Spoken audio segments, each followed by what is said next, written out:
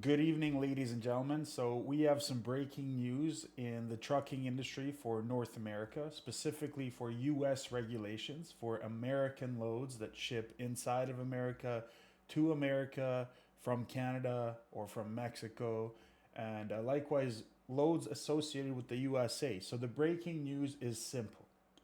The breaking news states that with a new regulation that is going to be posted by the fmCSA, it will actually require freight brokers to pay carriers on claims that are filed against them for non-paid receivables for carriers. Okay, so unpaid receivables. In other words, unpaid payables that are requested by carriers. So you send in an invoice as a trucking company, broker doesn't pay. That broker, with this new rule, will have 7 days after the claim has been filed with the fmCSA.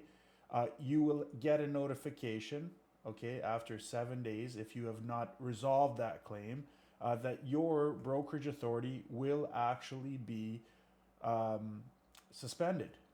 So this is a big win for carriers, and it is a way to actually make this industry a better place. For any freight brokers out there that think this is a bad idea, I have one thing to say for you, and it actually is written on my shirt. So, with that being said, it's actually very important to realize that this is a big win for carriers and it's a big win for responsible, respectful brokers. It'll help clean up the game, and hopefully, this is just a stepping stone in what to expect moving forward.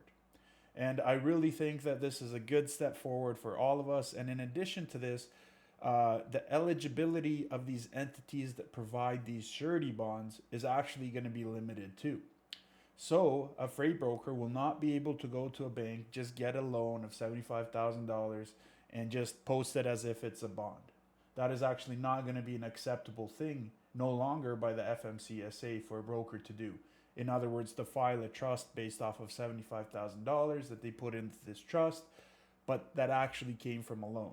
So this will actually help solve this by actually having an eligible trustee that can provide these securities, these funds, in order to successfully process a claim when it comes in from a carrier. And so I think this is a huge win. What do you guys think? Do you think this is a good thing? Do you guys think that this is maybe overstepping and maybe some over regulation?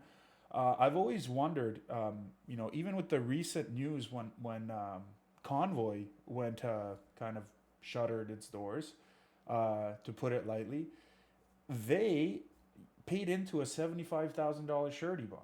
So imagine a company with a valuation of $1 billion or 100 million or 500 million, and all they're paying into is a $75,000 surety bond.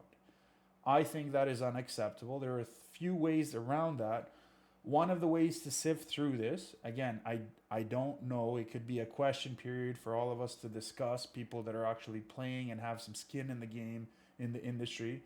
But one of the ways that we can look at this is, what if the government increased that surety bond request minimum from 75,000 to 1 million, for example, or 500,000. So in Ontario, in Canada, in order to do work with the Ontario government, you have to be posting a $500,000 bond, as an example, surety bond.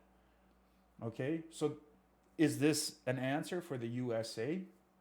I don't know. Maybe a combination of all of this could maybe make it a way forward for this surety bond to be increased to at least 250,000, if not 500,000, right? Is $1 million an answer? I don't know. You guys can comment and let me know what you think about that. But that could help sift through the area of freight brokers to get rid of the ones that aren't paying the carriers. I always make it an absolute religious point for myself when I'm teaching new freight brokers that are entering the industry. I always tell them, when you decide to go on your own and open up your own freight brokerage, pay your carriers. That's there's no negotiations there. That is a hard stop for me. Your reputation is on the line. Any place you go from there, you'll have that stigma with you. So, in order to be an ethical freight broker, a way forward is to pay your carriers. Okay? And so, what do you guys think about that? What are your thoughts about these new rules? I know it's late here in East Coast, it's 10 p.m. 7 p.m. in Pacific Standard Time, of course. So, what do you guys think? What are your thoughts on this new, brand new, ruling that will come into play as of, I believe they said mid January, January 16th, 2024. So, what do you guys think? And of course, let me know if you agree with this when it comes to brokers that have a problem with this. So, let me know. God bless. Broker for the carriers. Respect. Cheers. And I don't know. Like, dislike, subscribe, don't subscribe. It's up to you. So, ciao.